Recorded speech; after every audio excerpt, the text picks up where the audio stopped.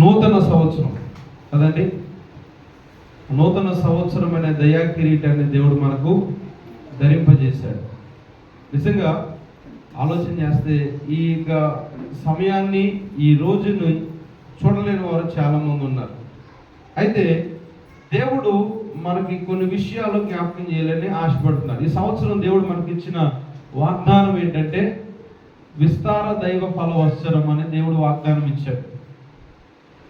విస్తారముగా ఫలించాలి, విస్తారముగా ఫలించాలి, విస్తరించాలి, అభివృద్ధి చెందాలని దేవుని యొక్క వాగ్దానం. సో దానికి మనకి దేవుడు ఇచ్చినటువంటి ఆ యొక్క వాక్య భాగం ఏంటంటే యోహాను సువార్త 12:24 మనకి ఆ యొక్క వాక్య భాగం కనబడుతూ ఉంటుంది. సో ఏంటంటే మనుష్య కుమారుడు మహిమ పొందవలసిన గడియ వచ్చి ఉన్నది అని చెబుతూ అక్కడ అంటూ ఉంటాడు. గోధుమ గింజ భూమిలో పడి చావకుండిన ఎడల అది ఒంటిగానే ఉండును, అది చచ్చితే విస్తారముగా ఫలించును అని ఆ వాక్యం మనకి జ్ఞాపకం చేస్తుంది.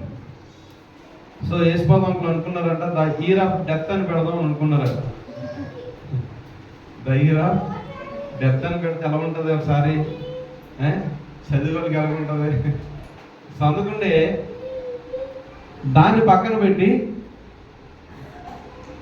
ఆ కింద వచ్చిన అన్ని ఆ కింద మార్కుని తీసుకున్నారన్నమాట.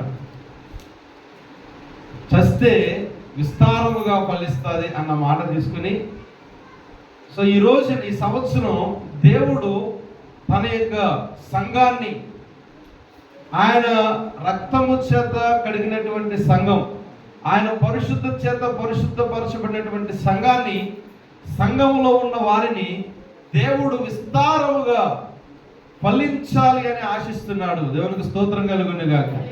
సో ఈ లోకంలో మనం ఫలించడం వేరు. లోకంలో ఈ లోకానుసారంగా మనకి బిల్డింగ్లు ఉండొచ్చు, బొల్లూరులు ఉండొచ్చు, లేకపోతే ఇంకేదేదో ఉండొచ్చు.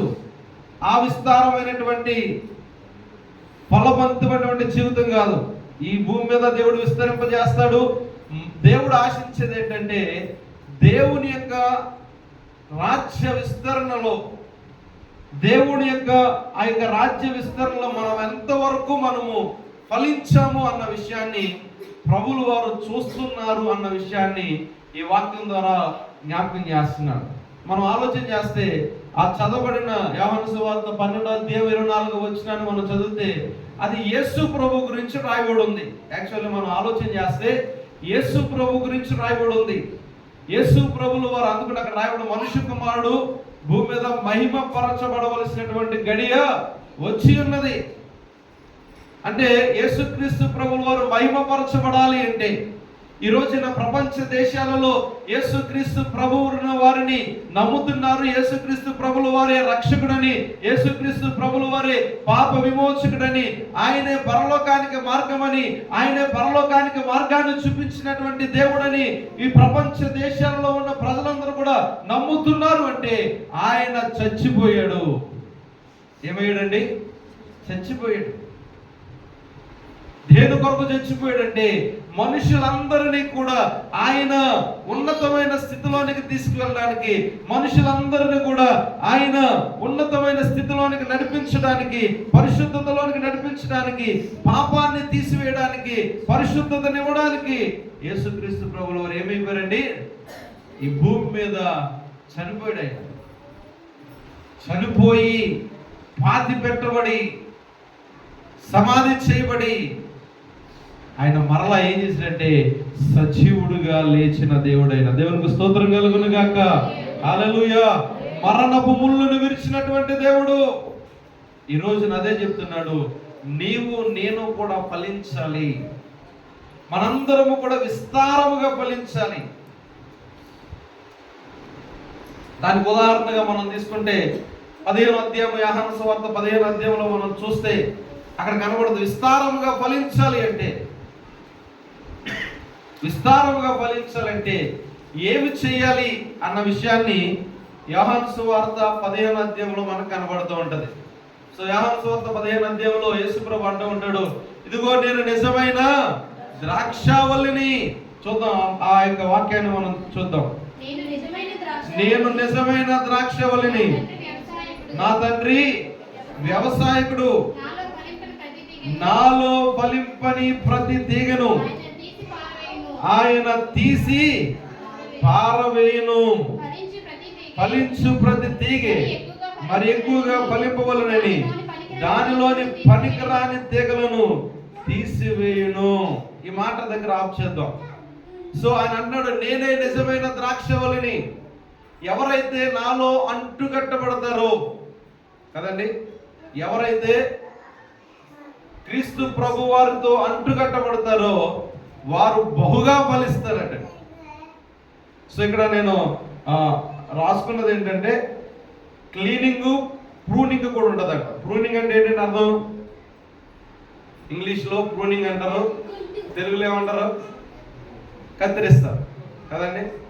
అంటే దాని అర్థం ఏంటంటే మనం ఫలించాలి అంటే మొట్టమొదటిగా యేసుక్రీస్తు ప్రభుల వారితో అంటుకట్టబడాలి. చాలా మంది అంటుకట్టబడ్డట్టు కనబడుతూ ఉంటారు కదండి. నేను యేసు ప్రభువులోనే ఉన్నాను అని అనుకుంటారు. చాలా మంది ఆలోచన ఎలా ఉంటాయంటే, నేను యేసు ప్రభువులోనే ఉన్నానుగా, నేను యేసు ప్రభువులోనే జీవిస్తాను కదా, ఆదివారం ప్రార్థనకి వెళ్తున్నాను, శుక్రవారం ప్రార్థనకి వెళ్తున్నాను, ఇదే కదా, నేను ఎందుకు ఫలించట్లేదు విస్తారంగా అని అనుమానం కూడా రావచ్చు. విస్తారంగా ఫలించాలి అంటే మొట్టమొదటిగా ఆయనతో మనం ఏం చేయాలి, అంటుకట్టుబడాలి. ఎప్పుడైతే మనం అంటుకట్టుబడతామో ఆయన ఏం చేస్తాడంటే మనం ఇంకా ఎక్కువగా ఫలించాలని మనలో ఉన్న వాటిని దేవుడు ఏం చేస్తాడండి, కత్తిరిస్తాడు, ప్రూనింగ్ చేస్తూ ఉంటాడు, క్లీనింగ్ చేస్తూ ఉంటాడు. చూడండి, ఏదైనా ఒక మొక్క మనం ఇంట్లో నాటమనుకోండి, గులాబీ మొక్కలు అంటే చాలా మందికి ఇష్టం కాబట్టి గులాబీ మొక్కలు తీసుకొచ్చి ఇంట్లో పెంచుతూ ఉంటారు, పూల మొక్కలు తీసుకొచ్చి ఇంట్లో పెంచుతూ ఉంటారు. సో దాన్ని అది మంచిగా పువ్వులు పూయాలని, మంచి అందమైన పువ్వులు పూయాలని, పెద్ద పెద్ద పువ్వులు పూయాలని ఏం చేస్తూ ఉంటారండి, దానికి కావలసినవన్నీ కూడా వేస్తూ ఉంటారు.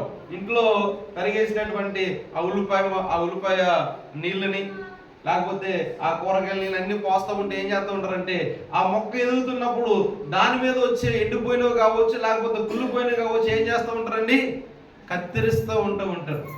ఎందుకు కత్తిరిస్తారు, ఎందుకు తీసేస్తారు? అవి దానివల్ల ఆ మొక్కకి ప్రమాదం.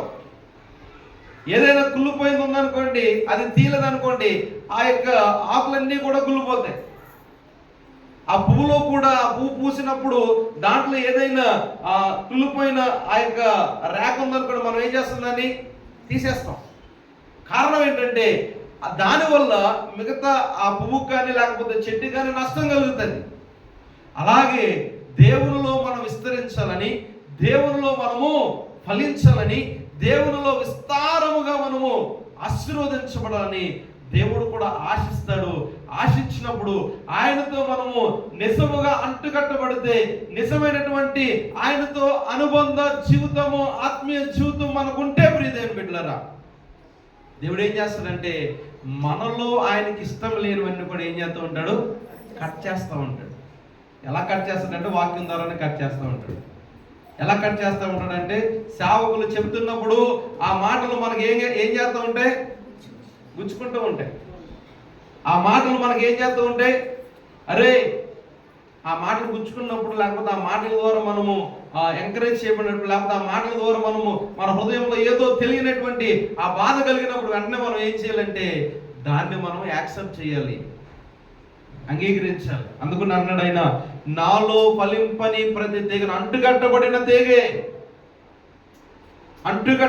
తీగే ఫలింపకపోతే ఏం చేస్తాడంటే ఆయన తీసి పారవేస్తాడటండి. హేమాహేమిల్నే దేవుడు తీసి పారేసాడు. మనమెంత, అవునండి?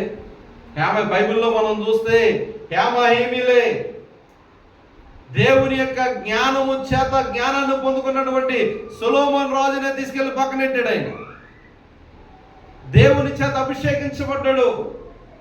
మొట్టమొదటి రాజుగా ఇశ్రాయేలు ప్రజలకు సౌలు రాజు తీసుకెళ్ళి ఏం చేసాడు, ఆయన పక్కన పెట్టాడు. ఇంకా చూసుకుంటూ వెళ్తే బైబిల్లో చాలా మందిని, గొప్ప గొప్ప వారిని దేవుడు ఏం చేశాడండి, ఆయనకి ఇష్టం లేని బ్రతికిన వారందరినీ కూడా తీసుకెళ్ళి పక్కన పెట్టేశాడు. మనం ఎంత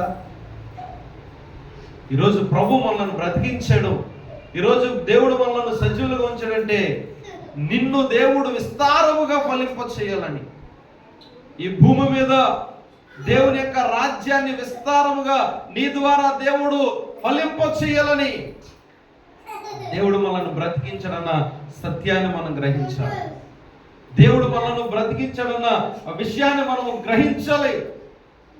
విస్తారముగా నువ్వు ఫలించాలి అంటే, విస్తారముగా నీవు అభివృద్ధి చెందాలి అంటే, విస్తారముగా నీవు నేను మనందరము కూడా ఆయన రాజ్యంలో ఫలించాలి అంటే, చూడండి ఆ యొక్క యోహాను సువార్త 15వ అధ్యాయంలో మనం చూస్తే ప్రియ దేవుని బిడ్డలారా, ఫలింపని చెట్టు ఉంది కదండి, ఫలింపని తీగలు ఉన్నాయి. తర్వాత కొన్ని కాయలు కాసినటువంటి తీగలు ఉన్నాయి. వాటి ఆ రెండు కూడా ఫలింపందంటే పక్కన పెట్టేయాలి. కొంచెం కాయలు కాసిన ఉన్నాయి. చాలా మంది అనుకుంటున్నారు అదే ఆశీర్వాదం అనుకుంటున్నారు. ఒక 2-3 కాయలు కాయగానే ఏమండి అదే ఆశీర్వాదం అనుకుంటున్నావు. కానీ దేవుని చిత్తం అది కాదు. నీవు బహుగా విస్తరించాలి. దేవునికి స్తోత్రం కలుగును గాక. 2-3 ఆ కాయలు కాసినట్టే, లేకపోతే 2-3 పూలు పూసినట్టే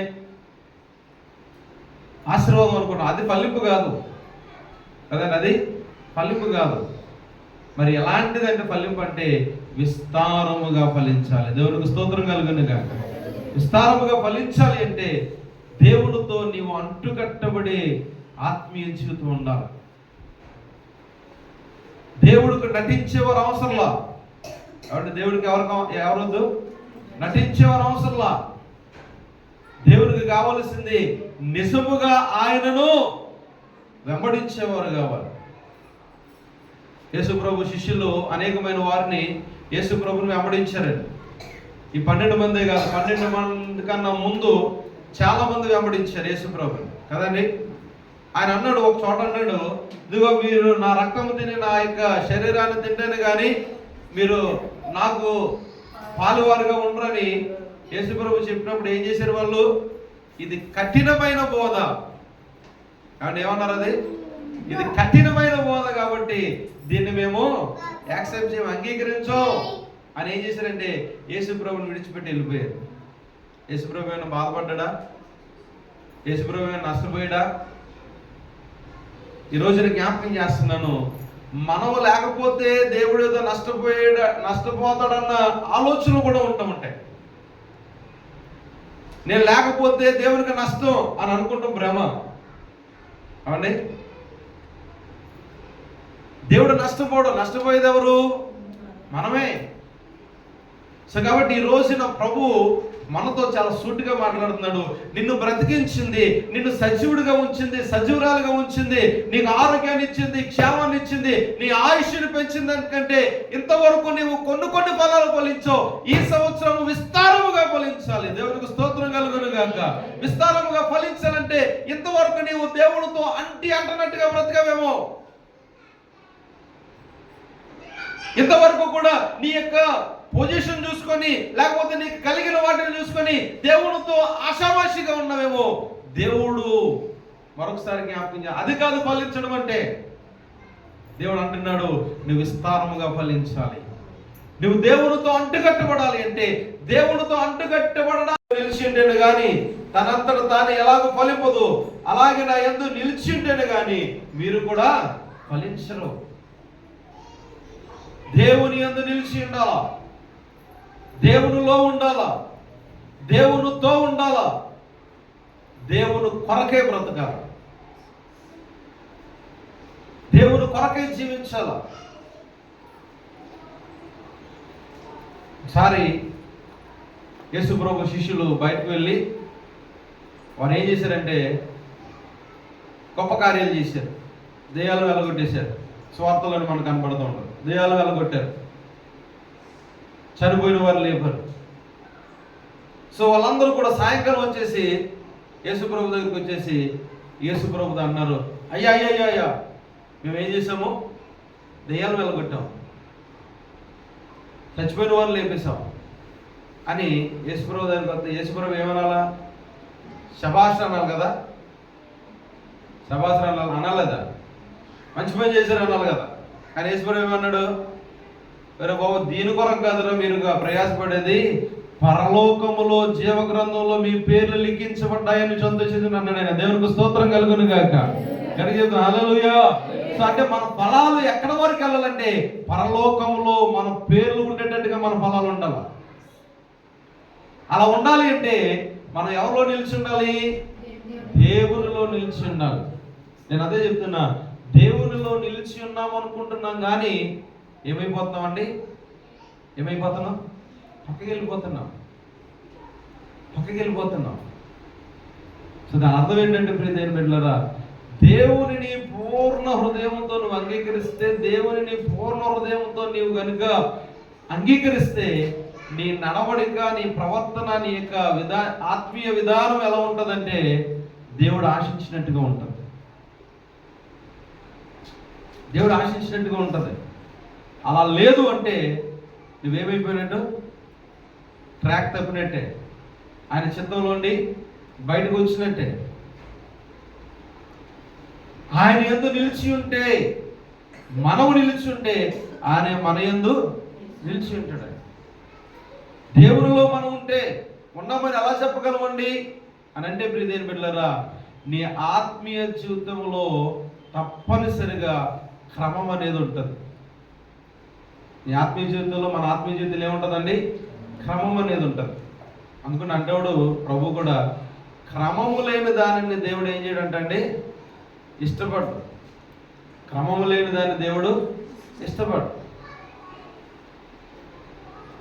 అయ్యా నీ కొరకు మేము అది చేసాం, ఇది చేసాం, అన్ని చేసాం, ఈ భూమి మీద చాలా చేసాం ప్రభు అంటే, ఆ పెండ్లి కుమారుడుగా ఉన్నటువంటి ఆయన అంటూ ఉంటాడు, మీరెవరో నాకు తెలియదు, అక్రమము చేయవారులారా అని అన్ని చేశారు కదా వాళ్ళు. పెండ్లి కుమారుని ఎదుర్కొనేంత వరకు వారు భక్తి బాగుంది, ఉందలేదండి? బాగుందలేదా? పెండ్లి కుమారుని ఎదుర్కొన్నారు వాళ్ళు. అంటే పెండ్లి కుమారుడు వస్తాడు అని తెలిసి వారి యొక్క జీవితాన్ని, వారి ఆత్మీయ జీవితాన్ని వారు చాలా కాపాడుకున్నారు. అక్కడ వరకు వెళ్ళిపోయారు, ఎండింగ్ వరకు వెళ్ళిపోయారు. ఆయనతో కొద్ది నిమిషాలు ఉంటే కలిసిపోతారు, ఆయనతో కొద్ది నిమిషాలు ఉంటే కలిసి ఆయనతో పాటు ఆనందిస్తారు, సంతోషిస్తారు. కానీ ఆ కొద్ది సమయంలో ఏమైపోయిందండి? వారి ఆత్మీయ జీవితం మొత్తం కూడా పాడైపోయింది. సిద్ధపడలేదు వారికి. అందుకని అంటున్నాడు, ఆయన వచ్చాడు, వెళ్ళిపోయి లోపలికి వెళ్ళిపోయాడు, తలుపు వేయబడింది, వీళ్ళ దగ్గరికి వెళ్ళి తలుపు కొడుతున్నారు. ఇవన్నీ బైబిల్లో ఉన్న మాటలే, నా మాటలు కాదు. వాళ్ళు తలుపు కొడుతున్నారు. అన్నాడు, మీరెవరో నాకు లేదు ప్రభా, ఇక నీ పేరట మేము దెయ్యాలు వెళ్ళగొట్టాం, నీ పేరట అది చేసాం, నీ నామాన్ని అది చేసాం, ఇది చేసాం, ఎన్నో కార్యాలు చేసాం, ఎన్నో గొప్ప కార్యాలు చేసాం, ఎన్నో ఎన్నో ఎన్నో అంటే ఆయన ఒకటే మాట అన్నాడు, అక్రమము చేయవాళ్ళారా నా ఎంత నుండి మీరు. ఏంటంటే బాబు, అన్ని గొప్ప కార్యాలు చేస్తే, అన్ని మంచి కార్యాలు చేస్తే దేవుడు మెచ్చుకోవాలి కదా. నేను జ్ఞాపకం చేసేది ఏంటంటే, దేవునిలో నిలిచి ఉన్నామని అనుకుని ఏమైపోతున్నారండి? తప్పిపోతే నష్టపోయేది మనమే.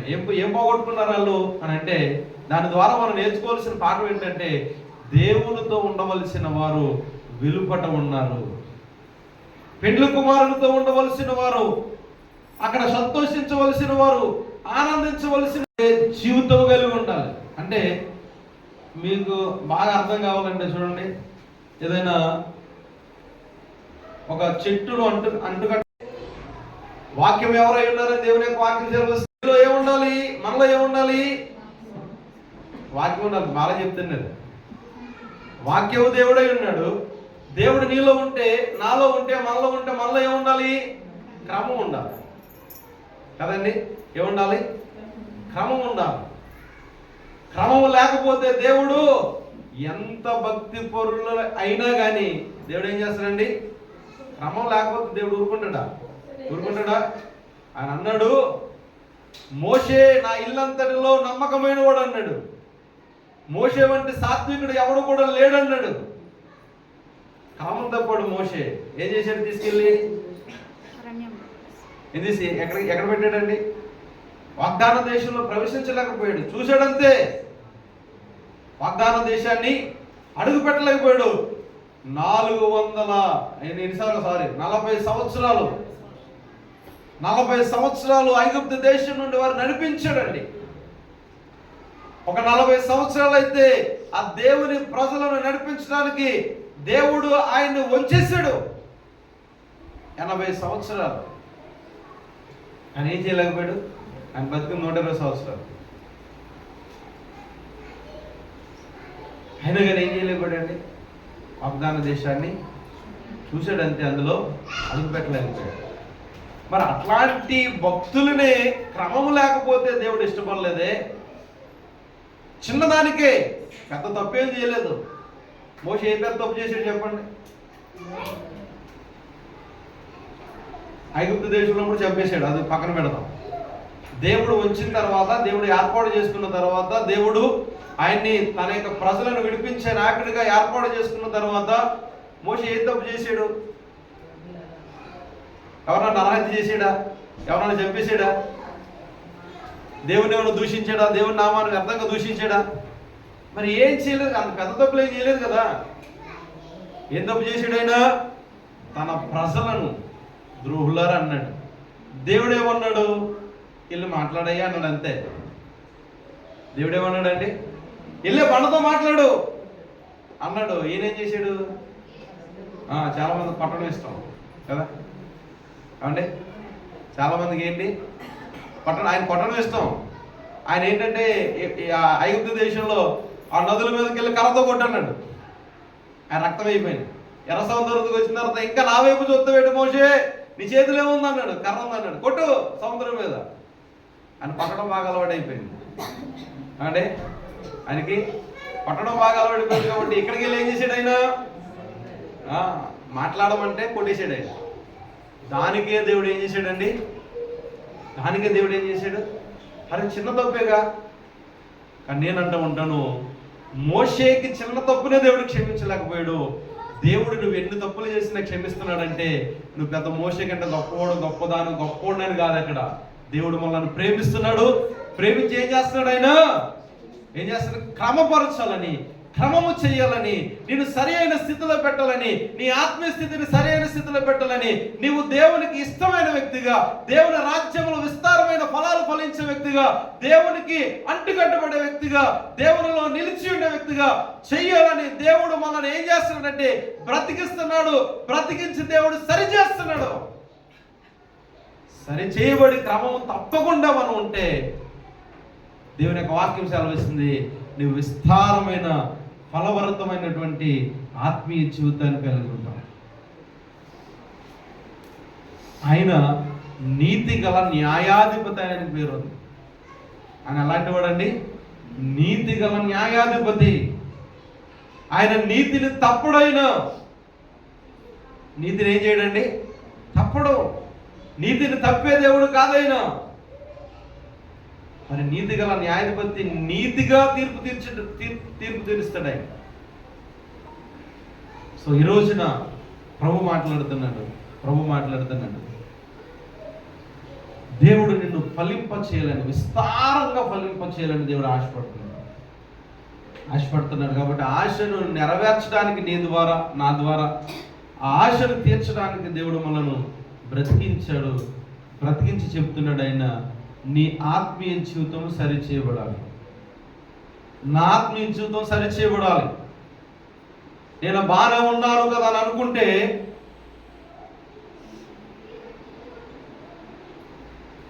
చాలా పెద్ద పొరపాటు చేస్తున్నట్టు నేను. ఒక ఆయన అన్నాడు, ప్రభా ప్రార్థన చేయడానికి వెళ్ళాడు ఆయన. అయ్యా నేను బాగున్నాను అన్నాడా లేదా? అన్ని విషయాల్లో నేను చాలా నమ్మకంగా ఉన్నాను, అన్ని విషయాల్లో నేను చాలా యథార్థంగా బ్రతికాను, అన్ని విషయాల్లో నేను చాలా బాగున్నాను అని దేవుని దగ్గర ప్రార్థన చేస్తున్నాడు. కానీ మరి అంత నమ్మకంగా, అంత యథార్థంగా ఉన్న ఆయన్ని దేవుడు ఇష్టపడలేదే. ఎందుకు ఇష్టపడలేదు? ఎవరైనా పరిచయం ఎంత నమ్మకం ఉన్నాడంటే చిన్న చిన్న వాటిలో కూడా యథార్థతను పోకూడదు. జీలకర్రలో కూడా ఆయన ఏం చేస్తాడంటే జీలకర్రలో అంటే జీలకర్ర తెలుసు కదా, జీలకర్రలో కూడా ఏం చేస్తాడంటే ఆయన దశభాగం చేస్తాడట. మరి ఆ చిన్న దాంట్లోనూ యథార్థంగా ఉన్న ఆయన ప్రార్థన దేవుడు అంగీకరించలేదు. ఎందుకు అంగీకరించలే? ఆ పక్కోడు చూసి అంటున్నాడు, ఆ సుంకరి వలె నేను ఆడు బాగుపడాలని, ఆడు దేవుళ్ళలోకి రావాలని నువ్వు ఎలాగా దేవుని యొక్క సన్నిధిలోనికి నేరుగా వచ్చావో, దేవుని సన్నిధిలో నేరుగా వచ్చి ప్రార్థన చేస్తున్నావో, దేవుని సన్నిధిలో మోకరించి నువ్వు నేరుగా వచ్చి ప్రార్థన చేస్తున్నావో, ఆడు కూడా అక్కడి నుంచి ఇక్కడికి రావాలి. అలా తీసుకురావాలి నువ్వు. నేనైనా అదే కదా ప్రభు చేసింది, యేసు ప్రభు చేసింది అదే కదండి. ఏం చేశాడు ఆయన? మనుషులందరూ కూడా దేవుని దగ్గరికి రావాలని, మనుషులందరూ కూడా ఏ తారతమ్యము లేదు, వాళ్ళందరూ కూడా దేవుడి దగ్గరికి రావాలని యేసుక్రీస్తు ప్రభుల వారు నీ కోసం నా కోసం వెలైపోయి ఆయన మరణించిన తర్వాత జరిగిన విషయం ఏంటంటే ప్రియమైన బిడ్డలారా, ఆ యొక్క దేవాలయము తెర రెండుగా చీలిపోయింది. అంటే ఆ దేవాలయం అంటే అతి పరిశుద్ధ స్థలంలోనికి ప్రధాన యాజకుడు ఒక్కడే వెళ్ళాలి సంవత్సరానికి ఒక్క మారు. కానీ ప్రభులు వారు అన్నాడు, ప్రతి ఒక్కరు కూడా రావాలి. దేవునికి స్తోత్రం కలుగునుగా. ఏ తారతమ్యం లేదు, ప్రతి ఒక్కరు కూడా అతి పరిశుద్ధ స్థలంలోనికి రావాలి అంటే ఏమైపోవాలంటే తెర చిరిగిపోవాలి. చిరిగిపోయింది ఆయన చనిపోయిన తర్వాత. సో కాబట్టి ఫలించాలి. ఎలా ఫలించాలి? విస్తారముగా ఫలించాలంటే అంటుకట్టబడే అనుభవం కలిగి ఉండాలి, ఆయనలో నిలుచుండే జీవితం కలిగి ఉండాలి, ఆయన మాటలు యందు నిలిచి ఉండాలి. ఆయన మాటలు నీలో ఉంటే, ఆయన యొక్క వాక్యం నీలో ఉంటే, వాక్యమైన దేవుడు నీలో నాలో మనలో ఉంటే ప్రతి విషయంలో కూడా మనం ఎలా ఉంటామంటే దేవునికి మహిమ తెచ్చే రీతిలో మన ఆత్మీయ జీవితము ఉంటుంది. దేవునికి స్తోత్రం కలుగునుగాక. కనుక చెప్తా హల్లెలూయా.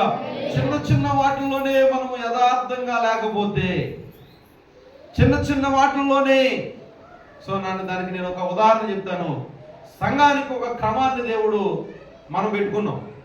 సంఘానికి ఒక క్రమాన్ని మనం పెట్టుకున్నామా లేదా?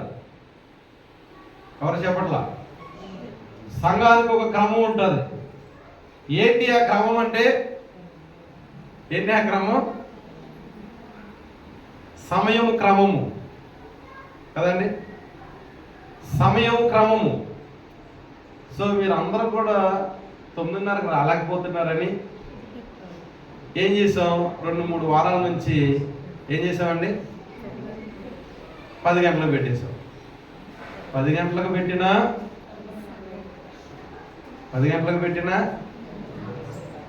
మీరు ఎన్ని గంటలకైతే పెట్టుకోండి, మా టైం మాకు ఉంటుంది అన్నట్టుగా ఉంటుంది. మీరు 9:30కి పెట్టినా లేకపోతే 10 గంటలకు పెట్టినా మా టైం ఒకటి ఉందండి. అండి వద్దండి. ఆదివారం వచ్చిందంటే తప్పనిసరిగా ఏం చేయాలా? ఆదివారం వచ్చిందంటే ఏం చేయాలా? త్వరగా దేవుని సన్నిధికి రావాలా. ఆ క్రమాన్ని దేవుడు కూడా ఏం చేస్తాడండి? చూస్తాడో చూడ్డా. అరే సమయమే కదా, ఒక పావు గంటే కదండి, ఒక అరగంటే కదండి, యాక్సెప్ట్ చేయడు దేవుడు. ఊరుకోడు దేవుడు. దేవుడు ఒక సంఘానికి ఒక క్రమాన్ని నాయకులు పెట్టినప్పుడు ఆ క్రమాన్ని మనం పాటించలేదు అనుకోండి, ఏమండి దేవుని దృష్టిలో మనం యథార్థంగా ఉన్నట్టుగా దొంగలుగా ఉన్నట్టుగా చెప్పొచ్చు. ప్రతి ఒక్కరు చెప్పాలి. ఎలాగున్నట్టు? దొంగలమేగా. సో కాబట్టి నేను వీళ్ళు అంటే చిన్నది చెప్పాను మీకు ఎగ్జాంపుల్. సంఘానికి కొన్ని కార్యక్రమాలు ఉంటాయి ఏమండి, సంఘానికి కొన్ని కార్యక్రమాలు ఉంటాయి. నువ్వు సంఘానికి వస్తున్నావు, మనం సంఘానికి వస్తున్నాం, సంఘాన్ని ప్రేమిస్తున్నాం, దేవుని దర్శనాన్ని మనం ప్రేమిస్తున్నాం, దేవుని దర్శనాన్ని మనం అంగీకరిస్తున్నాం. దైవజనులు యేసుబోధకులు గారికి ఇచ్చినటువంటి దర్శనంలో మనం కూడా పాలుభాగస్తులమయ్యాం. ఆ పాలుభాగస్తులమయ్యి ఆయన ఇచ్చిన దర్శనంలో మనము కూడా ఉన్నాం. మనము కూడా దాంట్లో పార్టిసిపేషన్గా మనం ఉన్నాం. మరి ఆ దర్శనంలో భాగంగా దేవుడు ఈ యొక్క బేతని సిటీ సంఘాన్ని దేవుడు ఏర్పాటు చేసుకున్నాడు కదండి. ఏర్పాటు చేయబడి ఎన్ని సంవత్సరాలు అవుతుందండి? 20 దాటిపోయిందండి. 20 22 అనుకుంటా, 22, 22 సంవత్సరాలు అయిపోయింది. 22 సంవత్సరాల నుండి ఇందులో మనం ఎలా ఉన్నాము, దర్శనం ఎలా ఉన్నాము, పాలి భాగస్తులుగానే ఉన్నాం. మరి ఈ సంఘంలో చాలా కార్యక్రమాలు జరుగుతున్నాయి. ఏ కార్యక్రమాలు అంటే ఆదివారం ఆరాధన, బుధవారం యూత్ మీటింగు, మంగళవారం కాటేజ్ ప్రేయర్. అవి మీరు పెట్టుకున్నాయి, నేను వచ్చిన తర్వాత పెట్టినాయి కదా, అవును కదా, ముందు నుంచి జరుగుతున్నాయి. దేంట్లోనూ కూడా మార్పు చేయాల. యూత్ మీటింగ్ జరిగేది, స్త్రీల మీటింగ్ జరిగేది, కాటేజ్ ప్రేయర్ జరిగేవి, ఇంటికాడ ప్రతి వారం కూడా ప్రతి ఇంటి దగ్గర కూడా ప్రేయర్ జరిగేది. సో ప్రతి వారం పెట్టుకోవడానికి కొంచెం ఇబ్బందిగా ఉంటుందని పెట్టుకునే వాళ్ళు పెట్టుకుంటున్నారని ఏం చేసామంటే నెలకి 2 సార్లు పెట్టుకోవడానికి మనం అనుకున్నాం. నేను చెప్పేశాను. సో కాబట్టి ఆ వాటిని కూడా మనం చేయలేకపోతే, సంఘ కార్యక్రమాలు, సంఘానికి ఉన్నటువంటి క్రమాలు కూడా మనము చేయకపోతే, లేకపోతే శుక్రవారం ప్రార్థన జరుగుతుంది. శుక్రవారం ప్రార్థన, నేను పాస్టర్ గారు పిల్లలు వస్తే 2-3 వస్తున్నారు. మరి మిగతా వాళ్ళు రావాలి కదా. అంటే నేను చెప్పే విషయం ఏంటంటే ప్రియదేవ బిడ్డలారా, ప్రతిదాన్ని కూడా మనం దేవుడు మనలో ఉంటాడే. సంఘానికి వెళ్తున్నాను నేను, మందిరానికి వెళ్తున్నాను నేను వెళ్ళకపోతే నా లోటు అలాగే ఉంటుందని ఎప్పుడైతే మనం ఆలోచన చేస్తామో అప్పుడు మనం ఏం చేస్తూ ఉంటామండి, మన లోటుని భర్తీ చేయడానికి మనం ఏం చేస్తాం, క్రమము తప్పకుండా వస్తాం. దేవునికి స్తోత్రం. నేను ఒక మాట జ్ఞాపకం, మీరు బేతనీ గాడ్ చిల్డ్రన్స్ గ్రూప్లో చాలా మంది ఉన్నారు, మనందరూ ఉన్నాం, కవనస్తులు ఉన్నారు, పెద్దోళ్ళు ఉన్నారు, అందరూ ఉన్నాం.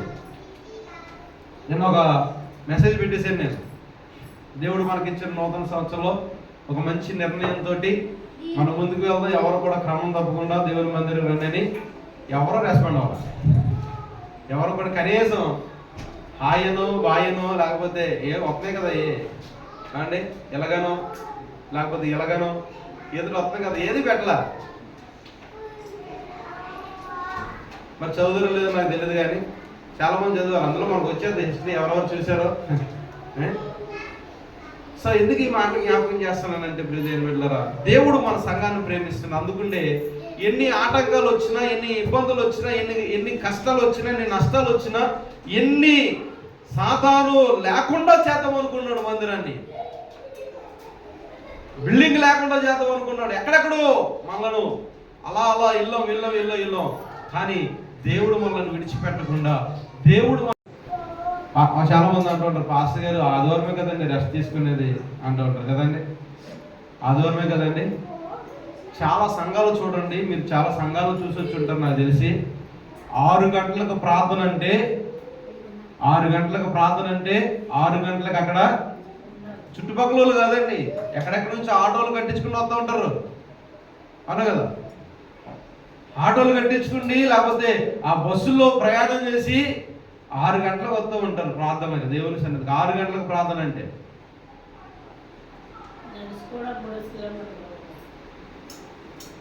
కాబట్టి ప్రియ దేవుని సంగమా, ప్రభు చెప్తున్నాడు, విస్తార ఫలవత్సరం నీ జీవితంలో, నా జీవితంలో, మన జీవితంలో దేవుని యొక్క ఆ యొక్క విస్తారమైన ఫలము కలిగినటువంటి ఆశీర్వాదం మనం పొందుకోవాలి అంటే అంటుకట్టబడదాం. రెండోది ఆయన యందు నిలిచి ఉందాం. మూడోది ఆయన మాటల యందు నిలిచి ఉందాం. ఆయన మాటలు మనలో ఉన్నాయనుకోండి, మనము దేవుని చిత్తాన్ని నెరవేర్చే వరకు మనము ఉంటాం. మాటలు ఉన్నా ఆ మాటలు మనం పట్టించుకోకుండా ఉన్నాం అనుకోండి, దేవుని చిత్తాన్ని నెరవేర్చే వరకు మనము లేము అన్న విషయాన్ని గమనిద్దాము. ఆయన అంటున్నాడు, ఆయన క్లీనింగ్ చేస్తాడట. రెండోది ప్రూనింగ్ చేస్తాడు, కత్తిరిస్తాడు, క్లీన్ చేస్తాడు. ఎందుకంటే విస్తారమైన ఫలాలు ఫలించాలి, విస్తారమైన ఫలాలు మనం ఫలించాలి. అందుకని యెషయా గ్రంథం 5వ అధ్యాయం అనుకుంటా, ఆ అధ్యాయాన్ని చూసి మనం చదువుకొని మనం దేవుని యొక్క వాక్యాన్ని మనం ముగించుకుందాం. యెషయా గ్రంథము 5వ అధ్యాయంలో ఇక్కడ ద్రాక్ష తోట గురించి రాయబడి ఉంటుంది. నేను చదువుతున్నాను, జాగ్రత్తగా వినండి.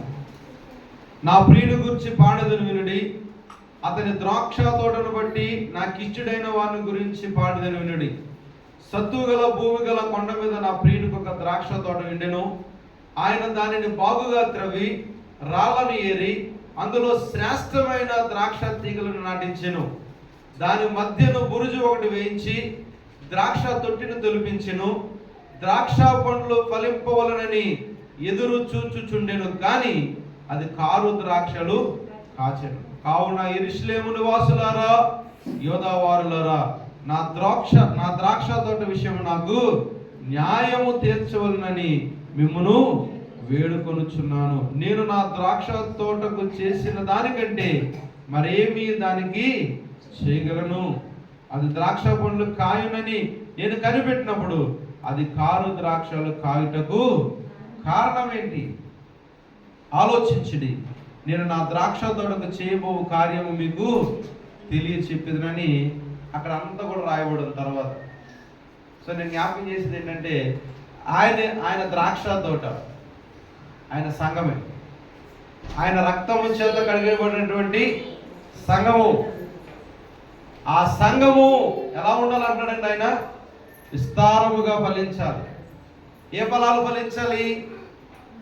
శ్రేష్టమైనటువంటి ఫలాలు ఫలించాలి. అంతేనా? మాట అంతేనండి. అందులో ఉన్నదంటే ఏ కాయలు చూసినట్టు ఆయన శ్రేష్టమైన కాయలు, శ్రేష్టమైన, రెండవ వచనం ఉన్నది, శ్రేష్టమైన ద్రాక్ష తీగలు నాటించెను. దాని మధ్య బురుజు ఒకటి కట్టి వేయించి ద్రాక్ష తొట్టెను తొలిపించెను అని. అంటే శ్రేష్టమైన కాయలని చూశాడు ఆయన. వాడు చూసినప్పుడు ఏ కాయలు వేసినాయి అంటే అవి అంటే ద్రాక్ష తీగలు శ్రేష్టమైనవి. రెండోది, భూమి కూడా శ్రేష్టమైన దానిగా చేశాడు దేవుడు. అంతేనండి. దాంట్లో ఉన్నాయని ఏం చేశాడంట ఆయన? రాళ్ళు తీసాడంట. తర్వాత రాళ్ళు నీరు అందులో శ్రేష్టమైన తీగలు నాటించాడు. రాళ్ళు తీసేసాడు, గడ్డిని తీసేసాడు.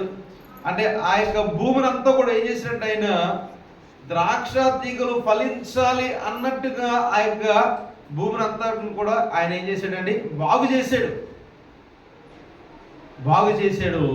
ద్రాక్ష కాయలని, ద్రాక్ష శ్రేష్టమైన కాయలని ఎదురు చూస్తూ ఉంటే ఏ కాయలు కాసినాయి అంటే అవి. కారణం ఏంటి అసలు? కారణం ఏంటి?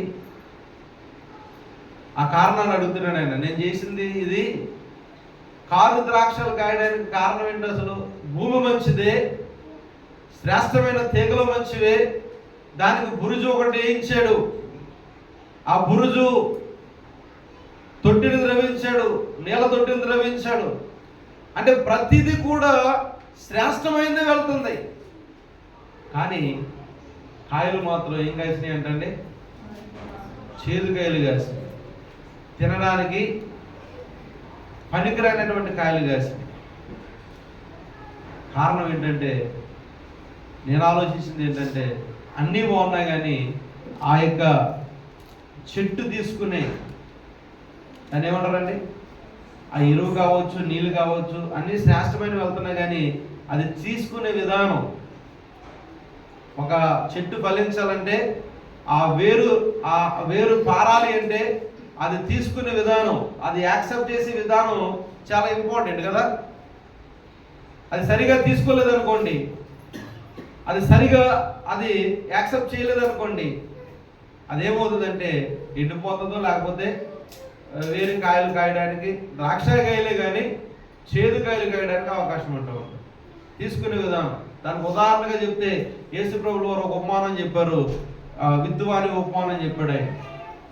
మంచి నేలలో పడినటువంటి ఆ యొక్క విత్తనాలు ఎలా ఫలించినాయి అంటే 3 విధాలుగా ఫలించినాయి. మనకు తెలిసేది, ఒకటి 30 దంతులుగా, కొన్ని 60 దంతులుగా, కొన్ని 100 దంతులుగా. భూమి మంచిదే, విత్తనాలు మంచిదే, త్రోవ పక్క పడ్డాయి, లేకపోతే రాతి నేల మీద పడ్డాయి పక్కన పెడదాం. మరి మంచి భూమి మీద పడి ఆ రీతిగా ఫలించడానికి కారణం ఏంటి అసలు?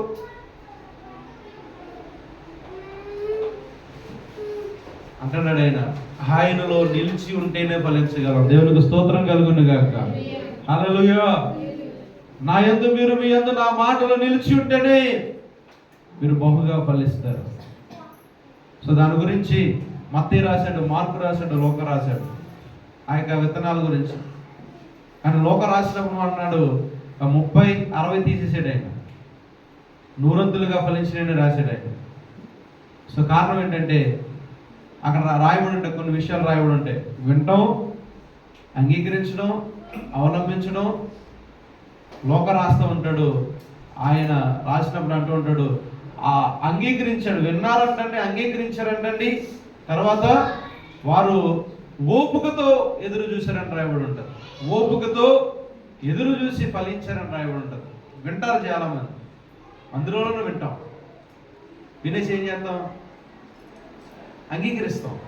అంగీకరించి దాని ప్రకారంగా అవలంబించకపోతే మన కారు ద్రాక్షల కాయక శ్రేష్టమైన ద్రాక్షలు కాస్తామంటారా? కాస్తారా?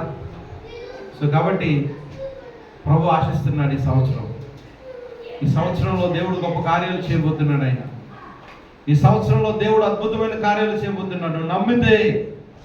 నమ్మి ఆయన వైపు చూస్తే, ఆయన వైపు మనం చూడగలిగితే శ్రేష్టమైన ఫలాలు ఫలించేవారుగా దేవుడు మనల్ని చేయబోతున్నాడు.